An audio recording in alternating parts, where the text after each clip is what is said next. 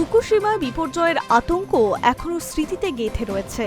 এখনো 14 বছরের আগের সেই ঘটনায় ভূত তাড়া করে বেড়ায় বহু জাপানবাসীকে।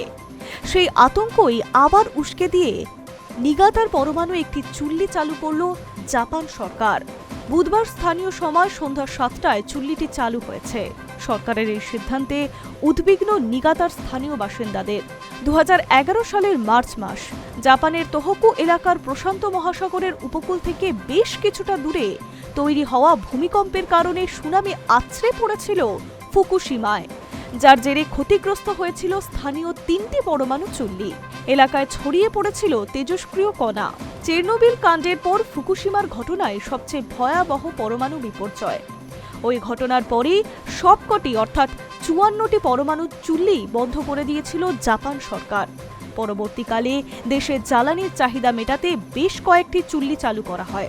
এবার চালু হচ্ছে বিশ্বের বৃহত্তম কাশিওয়াজাকি কারিওয়া পরমাণু বিদ্যুৎ কেন্দ্রটি। মাস দুয়েক আগে প্রধানমন্ত্রী পদে এই ব্যাপারে উদ্যোগী হয়েছিলেন সানায়া তাকাইচি। তারপরেই এই পরমাণু চুল্লিটি চালু করতে অনুমোদন দিয়েছে নিগাতার স্থানীয় প্রশাসন। যদিও এই সিদ্ধান্তে সমর্থন নেই স্থানীয়দের। তাদের অভিযোগ, নিরাপত্তার ব্যবস্থা আঁটোসাঁটো না করেই চুল্লিটি চালু করা হচ্ছে। এর ফলে যে কোনো সময়ই বড়সড় বিপর্যয় ঘটতে পারে। সেখানকার এক স্থানীয় বাসিন্দা বলছেন, পরমাণু চুল্লিতে বিপর্যয় হলে যে কি ঘটতে পারে তা আমি নিজের চোখে দেখেছি। তাই আমি মোটেই চাই না এখানে আর পরমাণু চুল্লি চালু হোক। ওই স্থানীয় বাসিন্দা জানান, আকায়ো ফুকুশিমার বাসিন্দা ছিলেন তিনি। বিপর্যয় ঘটনার পর সপরিবারে নিগাতায় চলে গিয়েছিলেন।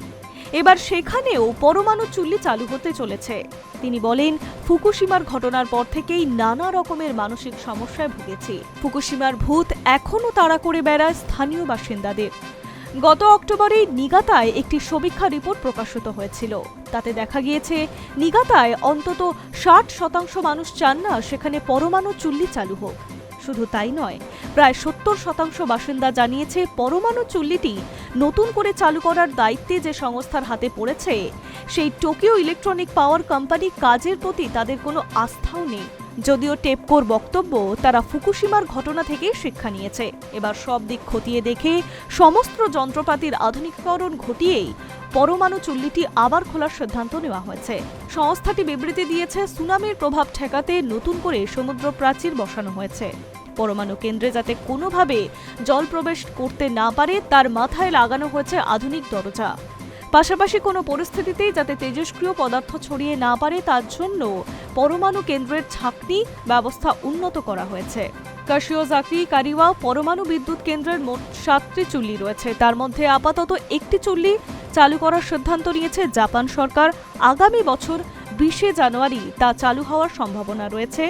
গত বছর অক্টোবর মাসেই ওই চুল্লির নিরাপত্তা ব্যবস্থা খতিয়ে দেখে পরিদর্শনে গিয়েছিল টেপকোর প্রতিনিধি দল। তারপরেই চুল্লিটি পুনরায় চালু করতে সবুজ সংকেত দিয়েছে ওই সংস্থা। Hi news network.